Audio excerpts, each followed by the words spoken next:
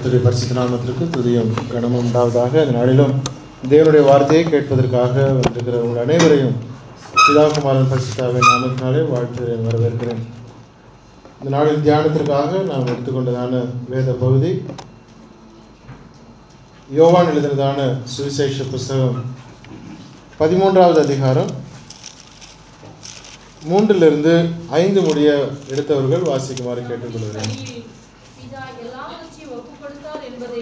தம்முடைய கையில் பிதா எல்லாவற்றையும் ஒப்பு கொடுத்தார் என்பதையும் தாம் தேவனிடத்திலிருந்து வந்ததையும் தேவனிடத்திற்கு போகிறதையும் இயேசு அறிந்து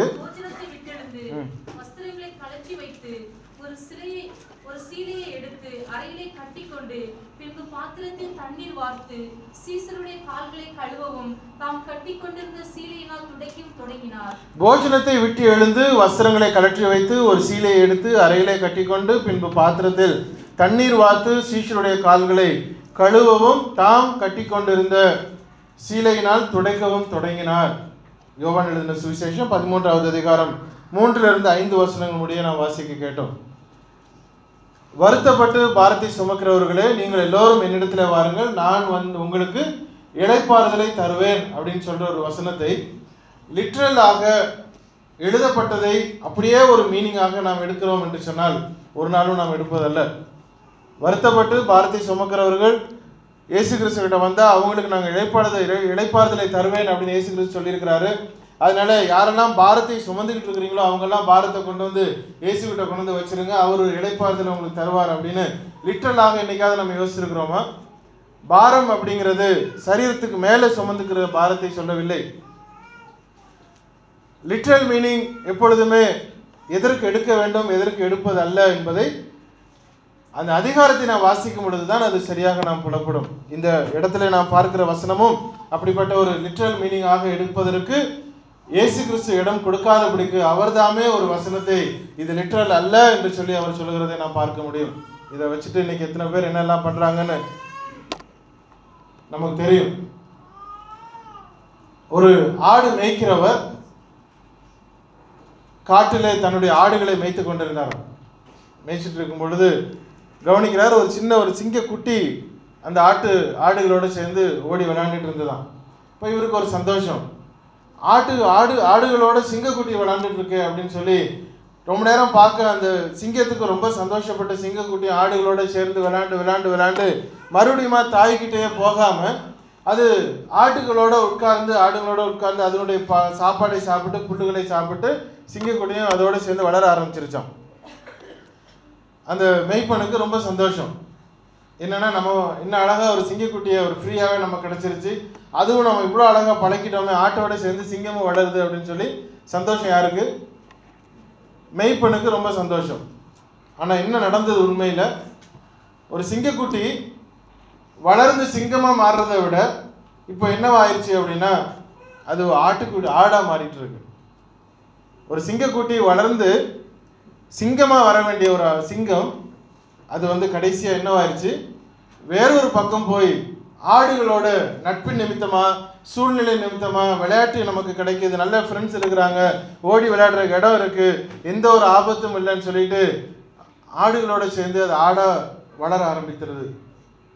அந்த மாதிரி பல நேரங்களில் கிறிஸ்தவர்களும் அழைக்கப்பட்ட அழைப்பை மறந்து எதற்காக அழைக்கப்பட்டிருக்கிறோமோ, என்ன நோக்கத்திற்காக நாம் மீட்கப்பட்டிருக்கிறோமோ அதெல்லாம் மறந்துட்டு நம்முடைய சூழ்நிலைகள், ஒவ்வொரு நாளும் நம்முடைய வாழ்க்கையில் வரக்கூடிய நெருக்கங்களும் பிரச்சனைகளும் போராட்டங்களையும் அதை சமாளித்து நம்முடைய லைஃப் என்னவாயிருச்சுன்னா எதற்காக அழைக்கப்பட்டோம் அதை மறந்துட்டு இதை சமாளிக்கிறதுலே நம்ம பிரச்சனை ஓடிட்டு இருக்கு, அதை நம்ம மறந்துடுறோம்.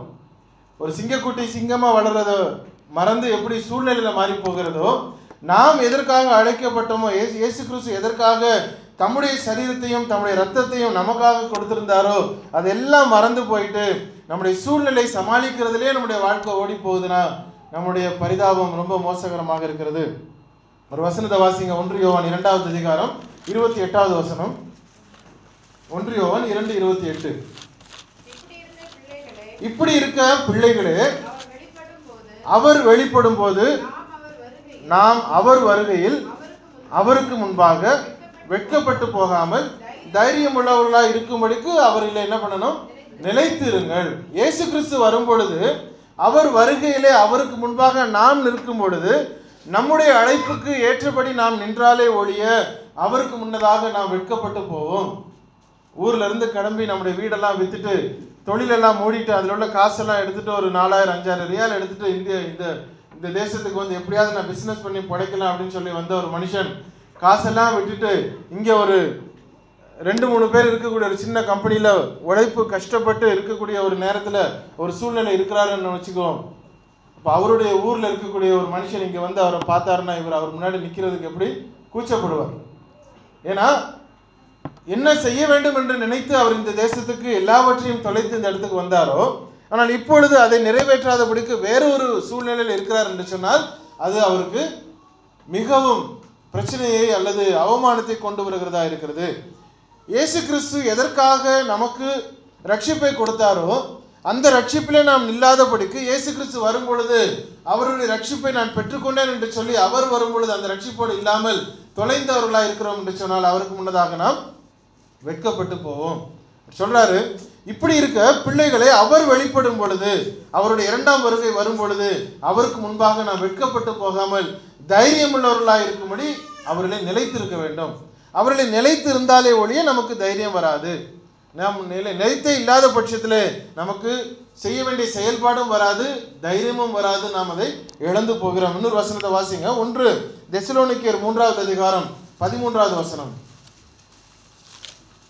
1 தெசலோனிக்கேயர் நம்முடைய கர்த்தராகிய இயேசு கிறிஸ்து தமது பரிசுத்தவான்கள் அனைவரோடும் கூட வரும்போது நீங்கள் நம்முடைய பிதாவாகிய தேவனுக்கு முன்பாக பிழையற்ற பரிசுத்தமுள்ளவர்களாகும்படி பரிசுத்தவான்களாக இருக்கும்படி உங்கள் இருதயங்களை ஸ்திரப்படுத்துவாராக. இவ்விதமாக நம்முடைய கர்த்தராகிய இயேசு கிறிஸ்து தமது பரிசுத்தவான்களின் அனைவரோடும் கூட வரும் பொழுது நீங்கள் நம்முடைய பிதாவாகிய தேவனுக்கு முன்பாக பிழையற்ற பரிசுத்தம் உள்ளவர்களாக இருக்கும்படி உங்கள் இருதயங்களை ஸ்திரப்படுத்துவாராக.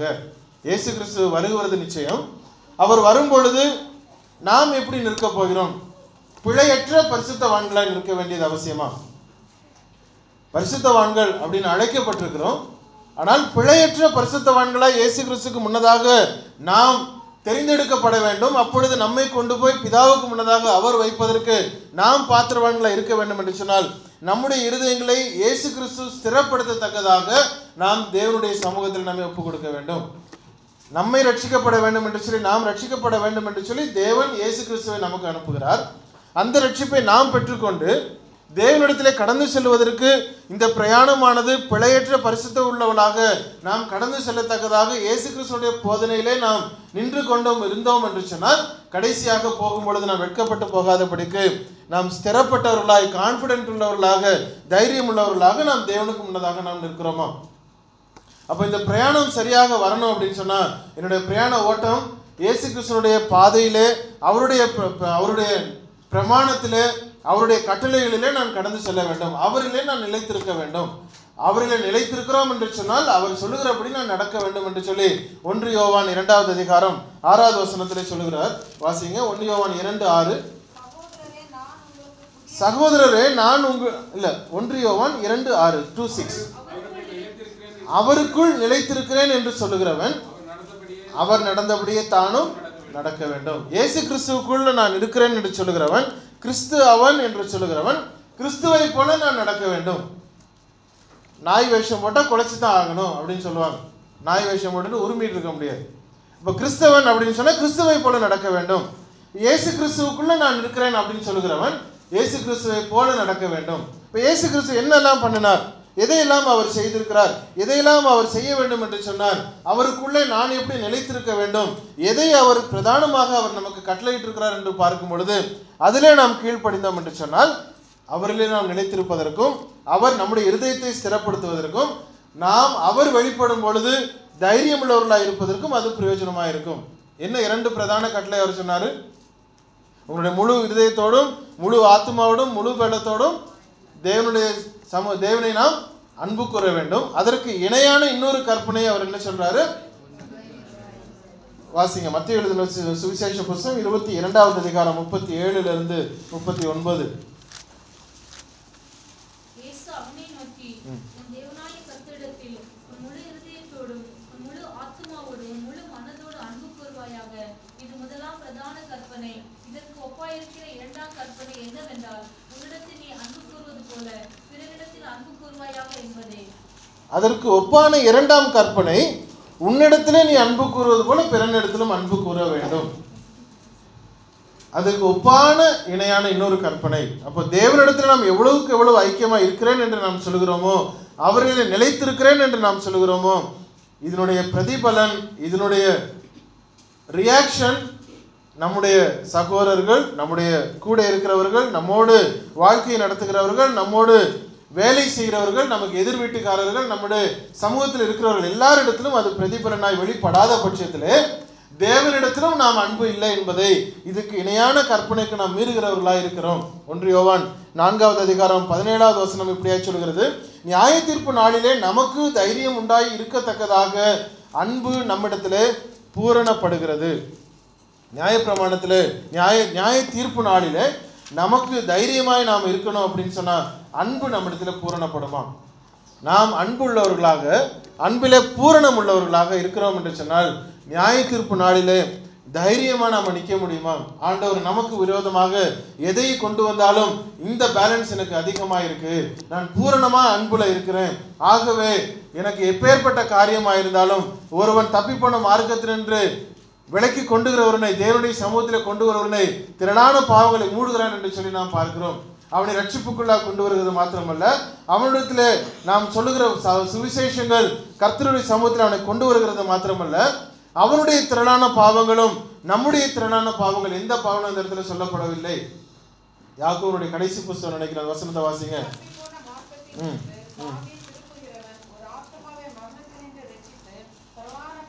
யாருடைய பாவம் நாங்க சொல்லப்படல, கொண்டு வருகிறவர்களுக்கும் கொண்டு வந்தவர்களுக்கும் 2 பேருக்கும் அந்த கணக்கு இருக்க வேண்டும். திரளான பாவங்களை மூடுவான். எப்பொழுது மூடுகிறான்? அந்த அன்பை நிமித்தமாக ஒரு மனுஷன் உள்ளே வரும் பொழுது, அன்பிலே நாம் பூரணப்படும் பொழுது நியாய தீர்ப்பு நாளிலே நாம் தைரியம் உள்ளவர்களாக நிற்க முடியும். இப்போ பிரச்சனை அன்புனா என்ன அப்படிங்கிறது தான்.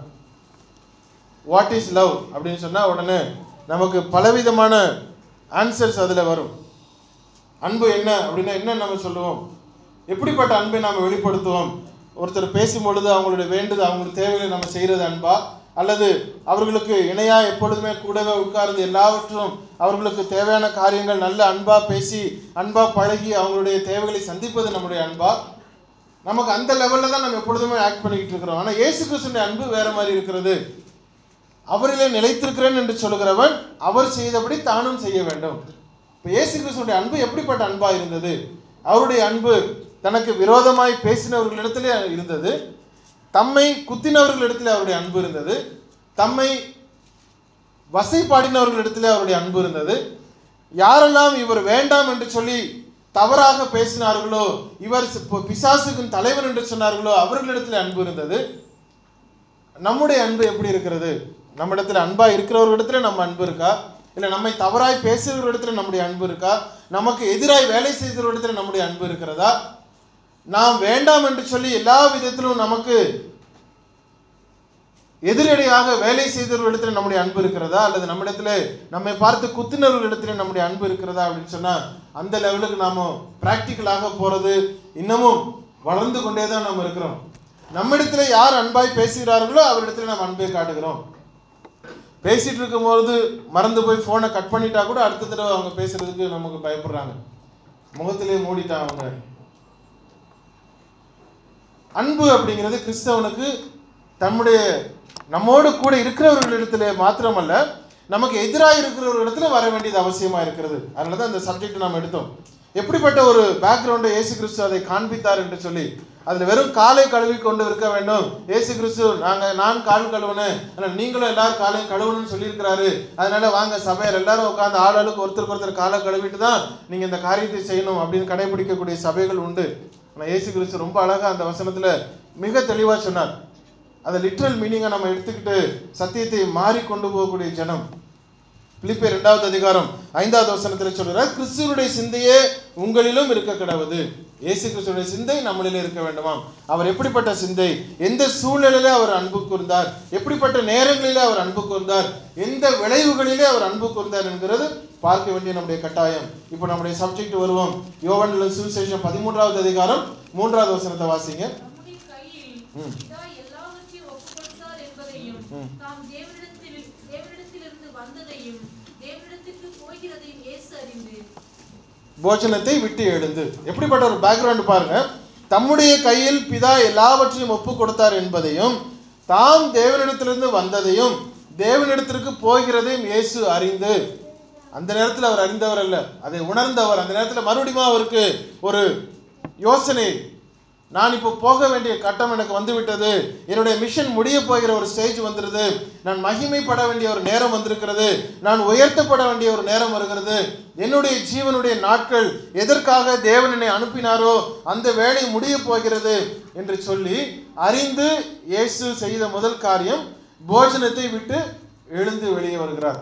அதை கவனிக்கணும். அந்த இடத்துல அடிக்கடி இதை வாசிச்சிருப்போம். அதை கொஞ்சம் அனலைஸ் பண்ணீங்கன்னு சொன்னா ரொம்ப ஒரு வித்தியாசமான ஒரு இடம் அது. போஜனத்தை விட்டு வெளியே வரக்கூடிய, எழுந்து வரக்கூடிய ஒரு சூழ்நிலை. நம்மெல்லாம் எல்லாருமே தமிழர்கள். சின்ன வயசுல நம்ம இந்தியாவில் இருந்த பொழுது நம்முடைய பாட்டிமார்களோ அல்லது அம்மாவோ ஒரு டேபிள்ல உட்கார்ந்துருக்கிறோம், ஒரு 5 பேர் உட்கார்ந்துருக்கிறாங்கன்னு வச்சுக்கோ. எல்லாருமே அங்கே உட்காந்தாச்சு. அம்மா, அப்பா, பாட்டி, தாத்தா, பிள்ளைங்கள்லாம் உட்காந்துருக்கிறாங்க. இப்போ ஒரு டம்ளர் தண்ணி குறைவா இருக்கு அப்படின்னா யார் எந்திரிச்சு வெளியே போவாங்க? யார் அனுப்புவாங்க? நல்ல அம்மாக்கள். சின்ன பிள்ளைகள எப்பா தண்ணி கொஞ்சம் எடுத்துட்டு வாப்பா, ஒரு டம்ளர் எடுத்துட்டு வான்னு சின்ன பிள்ளைய அனுப்புவாங்க. அது போயிட்டு வந்து உட்காந்து எப்பா அந்த கரண்டியை மறந்துட்டேன், கரண்டியை கொஞ்சம் எடுத்துட்டு வந்துடுவாங்க. ஏதாவது டேபிள்ல குறைவா இருக்குன்னு சொன்னா பெரியவங்க யாருமே எப்பவும் போக மாட்டாங்க. பெரியவங்க சின்ன பிள்ளைகள், அந்த மேடையிலேயே அந்த மேஜையில உட்கார்ந்து இருக்கிற சிறு பிள்ளைகள் யாராவது இருந்தா போயிட்டு வருவாங்க. அந்த பிள்ளை அதை எடுத்துட்டு வந்துடும், இதை எடுத்துட்டு வா, இதை எடுத்துட்டு வா, அதை கொண்டு வா, அதை கொண்டு வா அப்படின்னு சொல்லி. அப்போ நம்முடைய வாழ்க்கையில நம்ம மேஜையில உட்கார்ந்து இருக்கும் பொழுது எந்த சூழ்நிலையிலும் ஏதாவது குறைவுபட்டா முதலாவது போறது அந்த லீஸ்டா உட்கார்ந்து இருக்கிற அல்லது இலகுவா ஓடிட்டு ஒடியாரக்கூடியவர்கள் தான் அந்த வேலையை செய்வதற்கு அதை தொடங்குவார்கள். ஆனா பெரியவர்கள் ஒருவேளை நம்ம உட்கார்ந்து சாப்பிட்டுட்டு இருக்கும் பொழுது ஏதாவது ஒரு விஷயத்துக்காக நம்ம எந்திரிச்சோம்னா பெரியவங்க என்ன சொல்லுவாங்க? சாப்பிடும் பொழுது எந்திரிக்க கூடாது, சாப்பிடும் பொழுது எந்திரிக்காத, உட்காரு, சாப்பிட்டு முடிச்சுட்டு எந்திரிப்பா, பாதியில எந்திரிச்சிடக்கூடாதுன்னு சொல்லுவாங்க. ஏன் அது? ஆனா அதே புள்ள சின்ன பிள்ளை உட்கார்ந்து இருக்கும் பொழுது அதை போய் உப்பு எடுத்துட்டு வர்றதுக்கும், கரண்டி எடுத்துட்டு வர்றதுக்கும், டம்ளர் எடுத்துட்டு வர்றதுக்கும், தண்ணி எடுத்துட்டு வர்றதுக்கும் நம்ம அனுப்புறோம். பெரியவர்கள் உட்கார்ந்து இருக்கும் போது எழுப்புறதுக்கு வழக்கம் அல்ல. அது கலாச்சாரமே என்னன்னா, யார் சாப்பிட உட்கார்ந்தாலும் அவர்கள் எந்திரிக்க கூடாது, சாப்பிட்டு விட்டு எந்திரிக்க வேண்டும் என்கிற ஒரு கலாச்சாரத்தை வைத்திருக்கிறோம். அது நமக்கு மாத்திரமல்ல, யூதர்களுக்கும் அந்த பழக்கம் உண்டு.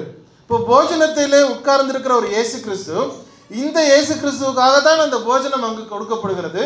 அவருக்காகத்தான் அந்த அப்போஸ்தலர்கள் கூட இருக்கிறார்கள், அவருக்காகத்தான் சீஷர்கள் கூடி வந்திருக்கிறார்கள், அவருக்காகத்தான் அந்த முழு அந்த ஜனமும் அவரை சுற்றி உட்கார்ந்து இருக்கிறது. அப்போ அவர் ஒரு சுப்பீரியரான ஒரு இடத்துல உட்கார்ந்து இருக்கிற ஒரு மனுஷன் இயேசு கிறிஸ்துவுக்காக உட்கார்ந்திருக்கிற அந்த போஜனத்தை அவர் அந்த இடத்துல இருந்து வெளியே எடுத்து வருகிறார் என்று சொன்னா அந்த போக்கஸ் தனக்காக வைக்கப்பட்டிருக்கிறது என்று அறிந்த பொழுதும், தன்னை தான் மற்றவர்கள் பார்த்து கொண்டிருக்கிறார் என்று அறிந்த பொழுதும், தனக்காக மற்றவர்கள் உட்கார்ந்திருக்கிறார் என்று உணர்ந்த பொழுதும் கூட தான் அந்த போஜனத்தை விட்டு முதலாவது வெளியே வருகிறார். ஏன் அப்படின்னா செய்ய வேண்டிய ஒரு காரியம். அப்போ நம்மை ஒருவர் போக்கஸ் பண்ணி இருக்கும் பொழுது, நாம் ஒரு இடத்துல முக்கியமானவர்களா இருக்கும் பொழுது, நம்மை தான் இவர்கள் நம்மை தேடி வந்திருக்கிறார்கள், நாம் தான் இதை செய்ய வேண்டும், நான் இந்த கேப்டன், இந்த ஷிப்புக்கு கேப்டனா இருக்கிறேன் என்று சொல்லக்கூடிய ஒரு சூழ்நிலையிலே நாம் இருக்கிறோம் என்று சொன்னால், அந்த கூட்டத்திற்கு ஏதாவது ஒரு தேவை என்று சொன்னால் யார் போறது? இயேசு கிறிஸ்து ஒரு எக்ஸாம்பிள், ஒரு மாடலை, ஒரு மாதிரியை அந்த இடத்துல நமக்கு காண்பித்தார். முதலாவது செய்ய வேண்டியது அந்த எஜமான், நாம் அதை செய்ய வேண்டியது. நாம் ஒரு இடத்துல உட்கார்ந்து இருக்கிறோம், நான் ஒரு மேன்மையான இடத்துல உட்கார்ந்து இருக்கிறேன், அதனால நான் இந்த வேலையை செய்ய மாட்டேன், நான் குடும்பத்தில் ஒரு பெரிய மனுஷன், நான் இதை செய்ய மாட்டேன், நான் ஒரு சமுதாயத்தில் ஒரு பெரிய மனுஷன், நான் இதை செய்ய மாட்டேன், மற்றவர்கள் செய்யட்டும் அப்படின்னு போக்கஸை மாற்றுவது கிறிஸ்தவம் அல்ல.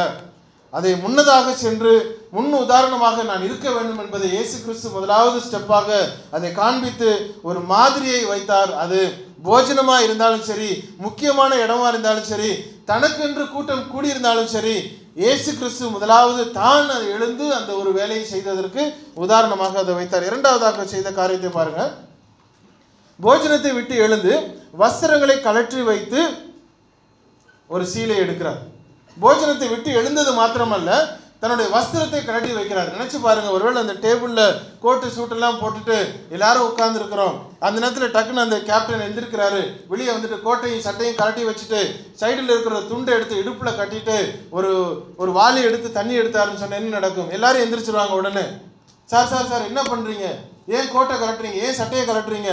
இது ஒரு இம்பார்ட்டன்டான ஒரு இடம், உங்களை பார்க்கறதுக்காக அவ்வளோ பெரிய கூட்டம் வெளியே உட்காந்துருக்கு, நீங்க சாப்பிட்டு முடிச்சு வந்தோன்னே ஏதாவது பிரசங்கம் பண்ணணும்னு சொல்லி உங்களுக்காக பார்த்துக்கிட்டு இருக்கிறாங்க, நீங்க இந்த மாதிரிலாம் பண்ணுனா அவங்கள மதிப்பாங்களா?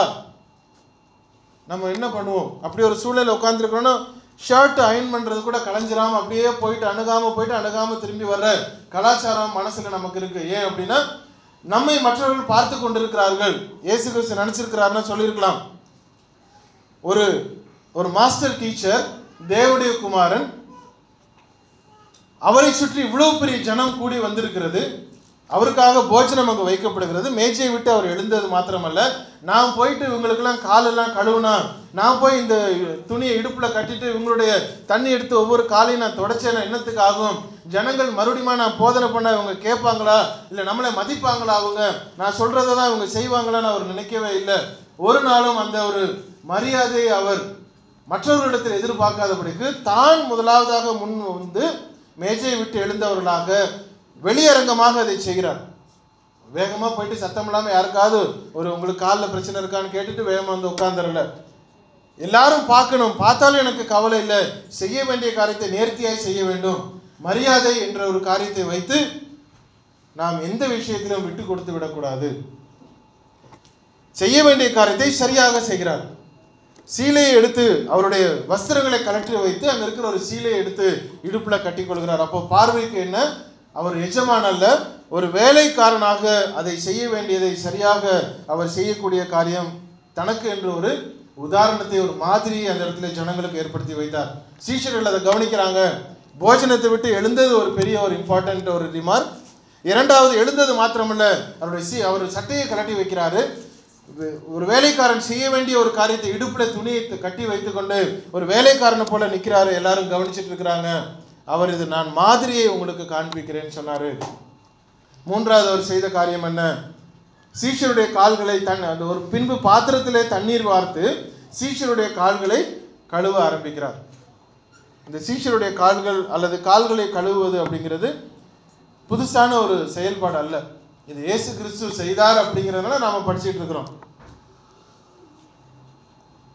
இப்போ இங்க வீடுகளுக்குள்ள செருப்பு போட்டு வரக்கூடாது அப்படிங்கிறது நமக்கு நல்லா தெரியும்.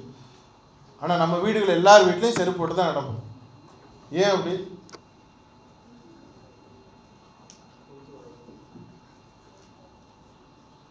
விளக்கு வச்சுட்டா தலை சீவக்கூடாது அப்படின்வாங்க. ஆனா இங்க நம்ம நைட்ல தான் தலை சீவுறது. வெளிச்சம் கம்மியா இருந்தது அந்த காலங்கள்ல. இருட்டில் நீங்க தலையை சீவுனீங்க அப்படின்னா முடி எங்க விழுகுது, எப்போ விழுகுது, காலில் சிக்கிக்கணும், பிள்ளைங்க வாயில போயிடும், அதனால பகல் நேரத்தில் சீவுன்னு சொன்னாங்க. இப்போ அப்படி இல்லை, எல்லா நேரத்திலும் உங்களுக்கு வெளிச்சம் இருக்கு, எல்லா இடத்திலும் பளிச்சுன்னு ஒரு குண்டூசி வெள்ளை டைல்ஸ்ல விழுந்தா கூட கண்டுபிடிக்கிற அளவுக்கு நமக்கு இரவுல வெளிச்சம் இருக்கு. ஸோ கலாச்சாரம் இப்பொழுது எப்படி இருக்கிறது? செருப்பு நம்ம அந்த காலத்துல வீட்டுக்குள்ள போடக்கூடாதுன்னு சொன்ன காரணம், ரோடெல்லாம் நடந்து வந்துட்டு கண்ட இடத்துல மிதிச்சுட்டு அதே செருப்புக்குள்ள வீட்டுக்குள்ள வரும்பொழுது வீடு அசுத்தமாயிரும். ஆனா இப்போ வீட்டுக்குன்னு ஒரு செருப்பு, வெளியில ஒரு செருப்பு வச்சிருக்கிறோம். வெளியிலலாம் சுத்திட்டு வந்துட்டு அந்த செருப்பை வெளியவே போட்டுட்டு வீட்டுக்குள்ளார வேறொரு செருப்பை உள்ள போட்டுட்டு வரோம் அப்படின்னா அதுக்கும் அந்த கலாச்சாரத்துக்கும் சம்பந்தம் இல்லை. இந்த கால்களை கழுவ வேண்டிய கட்டாயம் அப்பொழுது இருந்ததும் இப்பொழுதும் இருக்கிறது. அது சடங்காச்சாரமாக செய்யக்கூடிய ஒரு சமுதாயம் இருக்கிறது. ஏன்னா அப்போ உங்க தார் ரோடோ அல்லது காரோ அல்லது டைல்ஸோ மார்பிளோ ஒன்றும் கிடையாது. நீங்க வெளியே போனீங்கன்னா நீங்க சகதியில மிதிச்சுட்டு தான் போகணும், தூசிகளை நீங்க நடந்து போகணும், மேடு பள்ளங்களை நடந்து போயிட்டு வீட்டுக்குள்ளே திரும்பி வரும் பொழுது வீடுக்குள்ள காலோடு அழுக்கு காலோடு உள்ள வர வேண்டாம், நீங்க காலை கழுவணும், கழுவிட்டு வீட்டுக்குள்ளே வரணும் அப்படிங்கிறது கலாச்சாரம் மாத்திரமல்ல, சுகாதாரம். அது இப்பொழுது மாத்திரமல்ல, ஆதி காலங்களிலிருந்து இருக்கிறது. ஈவன் ஆபிரகாம் காலத்திலிருந்து இருக்கிறது. ஒரு வசனத்தை வாசிங்க. ஆதியாகமம் 11வது அதிகாரம் 3-4 வசனங்கள். அப்பொழுது அவர்கள் நாம் செங்கல் அறுத்து நன்றாய் சுடுவோம் வாருங்கள் என்று ஒருவரோடொருவர் பேசிக் கொண்டார்கள்.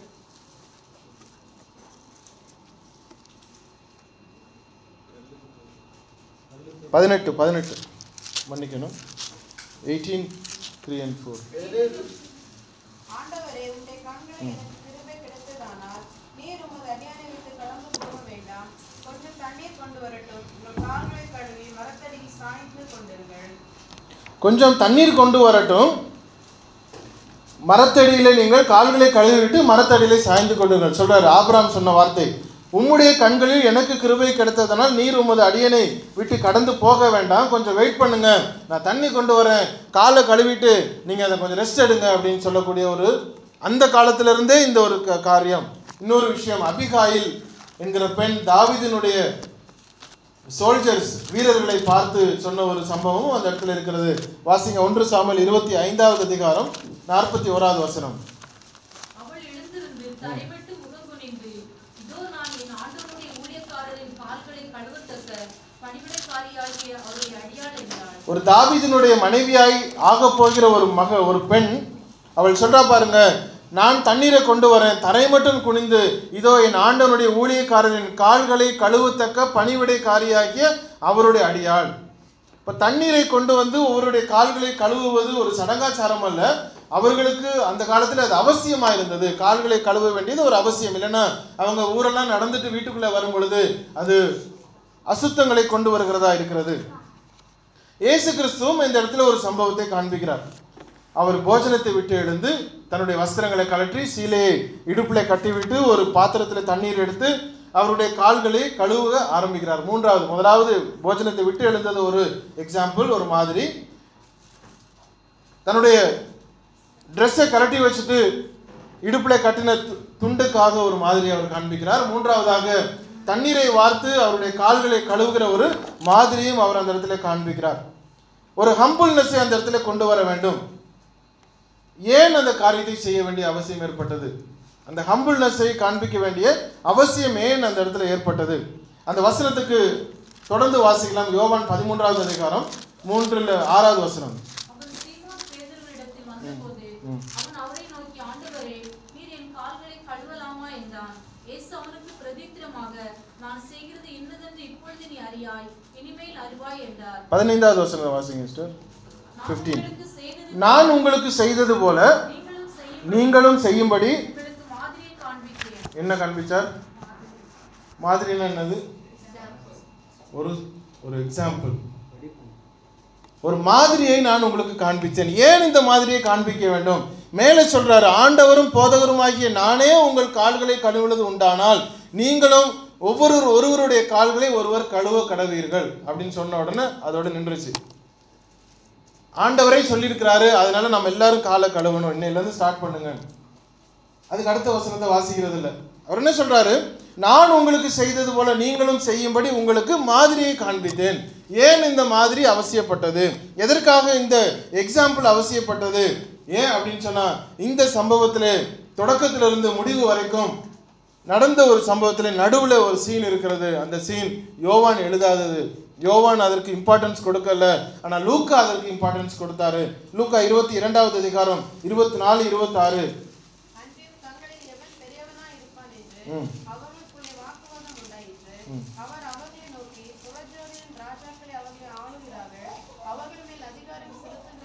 தங்களுக்குள் யார் பெரியவனா இருப்பான் என்கிற ஒரு வாக்குவாதம் அங்கு வருகிறது. இந்த யோவான் 13வது அதிகாரம் 14வது வசனத்துல அல்லது இந்த 13வது அதிகாரத்துல நீங்க எங்கேயாவது குறிச்சு வச்சுக்கலாம்.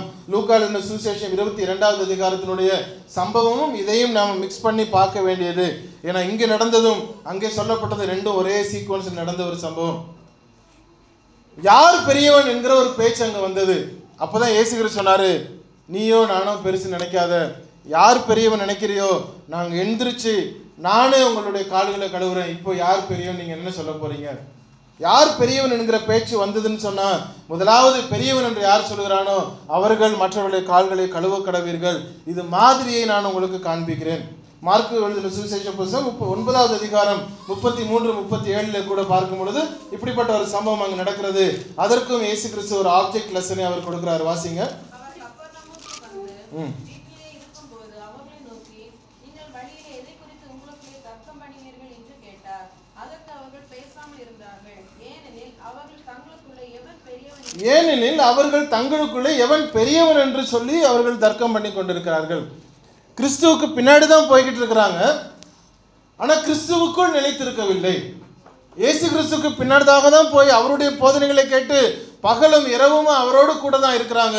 ஆனா அவர்களுக்குள்ளே இயேசு கிறிஸ்து எப்படினாலும் போறாரு, அடுத்தது யார் வர போறா, இயேசு கிறிஸ்துக்கு அப்புறம் யார் பெரியவன், நீயா நானான்னு இந்த போட்டி உள்ளுக்குள்ளே வரும் பொழுதுதான் அவர் ஒரு சின்ன பிள்ளையை கூட்டிட்டு அவர் காண்பிக்கிறார். உடனே ஒரு ஆப்ஜெக்ட் லெசன். இந்த பிள்ளையை போல நீங்க மாறலைன்னா நீங்க பெரியவனா இருக்க முடியாது, இந்த பிள்ளையை போல இல்லைன்னா பரலோக ராஜ்யத்துக்குள்ள பிரவேசிக்க முடியாது. ஒரு ஆப்ஜெக்ட் லெசன். அதே பிரச்சனை திரும்பவும் வரும் பொழுதுதான் இயேசு கிறிஸ்து இந்த எக்ஸாம்பிள் எடுத்து காட்டுறாரு. நானே உங்களுடைய கால்களை கழுவுனது உண்டானால் நீங்களும் ஒருவருடைய கால்களை ஒருவர் கழுவ கடவீர்கள். ஏன் அப்படின்னு சொன்னா, பிரதானம் என்கிறது அங்கு வரக்கூடாது, அன்பு என்கிறது நிலைநிற்க வேண்டும். ஒருவருக்கு மேல் இருக்கிற அன்பு வரும் பொழுது விட்டு கொடுக்கிற தன்மை வளர்கிறது. ஒருவருக்கு ஒருவர் அன்பு வளரும் பொழுது பிரச்சனை வந்தாலும் அதை நான் சமாளித்து விட வேண்டும் என்கிற ஒரு அன்பு வருகிறது.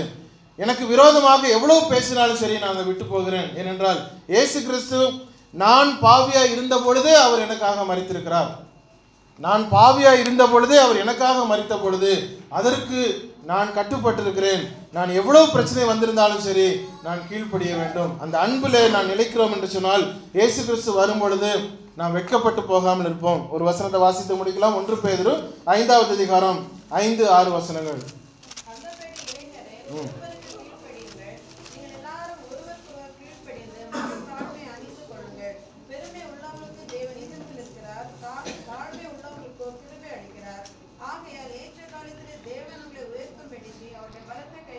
ஏற்ற காலத்திலே தேவன் உயர்த்தும்படிக்கு அவருடைய பலத்த கைக்குள் அடங்கியிருங்கள். Christianity is not for ruling. Christianity is not for demanding. கிறிஸ்தவம் என்பது ஆளுகை செய்வதற்காகவோ, கிறிஸ்தவம் என்பது எதிர்பார்ப்பதற்காகவோ, கிறிஸ்தவம் என்பது ஒரு கூட்டத்தை மேய்க்க வேண்டும் என்பதற்காகவோ கிறிஸ்தவம் கிடையாது. கிறிஸ்தவம் என்பது இட் இஸ் சர்விங். நாம் உழைக்க வேண்டும், ஊழியம் செய்ய வேண்டும். எவ்வளவுக்கு எவ்வளவு நாம் ஊழியம் செய்கிறோமோ, எவ்வளவுக்கு எவ்வளவு உழைக்கிறோமோ, எவ்வளவுக்கு எவ்வளவு ஜனங்களை ஆதாயப்படுத்த வேண்டும் என்று நாம் நினைக்கிறோமோ அதற்கு ஏற்ற பலன் தான் நமக்கு பரலோகத்தில் உண்டு என்று சொல்லி நாம் வேதாந்தத்தில் தெளிவாய் பார்க்க முடியும்.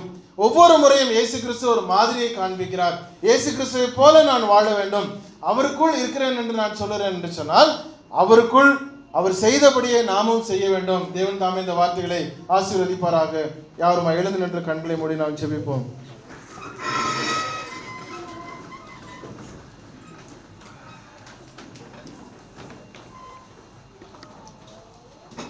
அவருக்குள்ள உள்ள சிந்தை நம்முடைய இருதயத்தில் இருக்க வேண்டியது அவசியமாக இருக்கிறது. இயேசு கிறிஸ்து மற்றவருடைய தன்னுடைய சீஷருடைய கால்களை கழுவுனது தாழ்மையை வெளிப்படுத்தத்தக்கதாக. சகோதரர்கள், சகோதரிகள், உறவினர்கள் என்று சொல்லி யார் நம்மை சுற்றி இருந்தாலும் நாம் கிறிஸ்தவர்கள் என்பதை அவர்களுக்கு காண்பிக்க வேண்டியது அவசியம். கிறிஸ்து நமக்காக மரித்திருக்கிறார், கிறிஸ்து எனக்காக மரித்திருக்கிறார் என்று சொல்லி நாம் அவர்களே நிலைத்திருக்க வேண்டியது அவசியம். அவருடைய சமூகத்தில் நம்மை ஒப்பு கொடுத்து அவர் நடந்தபடியே நாமும் நடக்க வேண்டியது அவசியம். அவருடைய வருகையில நாம் வெட்கப்பட்டு போய்விடாதபடிக்கு, அவருடைய வருகையில நாம் தொலைந்து போய்விடாதபடிக்கு பிழையற்ற பரிசுத்தவான்களால் நிற்கத்தக்கதாக அவருடைய சமூகத்தில் நம்ம ஒப்பு கொடுப்போம். கண்களை மூடி ஜெபிப்போம்.